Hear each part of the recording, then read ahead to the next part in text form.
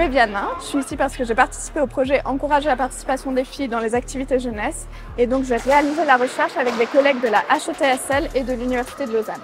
Le résultat, c'est une brochure qui est en 2 parties. À la fin, on a une boîte à idées qui reprend un peu les idées clés si des personnes veulent mettre en place des projets ou des pratiques pour encourager la participation des filles dans les activités jeunesse.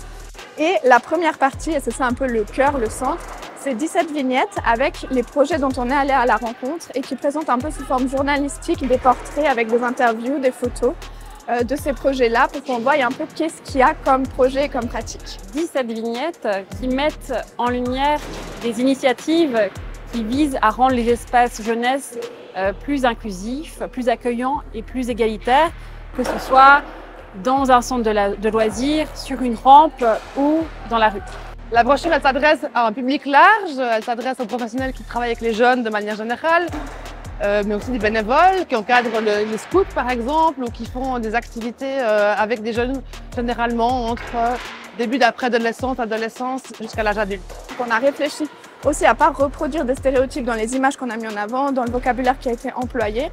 Et on voulait quelque chose de très attractif, qui soit facile de passer de main en main pour que les professionnels puissent s'inspirer de tous les projets. Le fait d'encourager la participation des filles dans les activités jeunesse, c'est une question d'égalité, mais c'est aussi une condition de la démocratie. Le fait que leur voix, leur présence au monde compte aussi dans la définition des espaces publics, des espaces communs de la cité. Elle permet de donner des différents outils à la fois théoriques, pratico-pratiques, parce que l'égalité, c'est pas seulement des grands projets, mais c'est aussi parfois juste faire attention à des détails.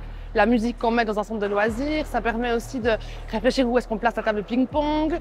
Ça permet aussi de savoir quelles affiches on met au mur. Donc c'est, pour moi, un petit début d'un monde plus égalitaire. C'est important de se rendre là où tout commence, dans les activités que fréquentent les jeunes. Ici, par exemple, dans un skatepark, le but, au final aussi, c'est que les jeunes femmes deviennent des citoyennes qui ont confiance dans leur légitimité à occuper l'espace public, à faire entendre leur voix et à décider. Donc cette brochure, c'est un premier outil de travail pour différents professionnels, étudiantes, étudiants chez nous, en fait, qui sont amenés à travailler dans les centres de loisirs, dans les centres d'animation, dans les centres de quartier.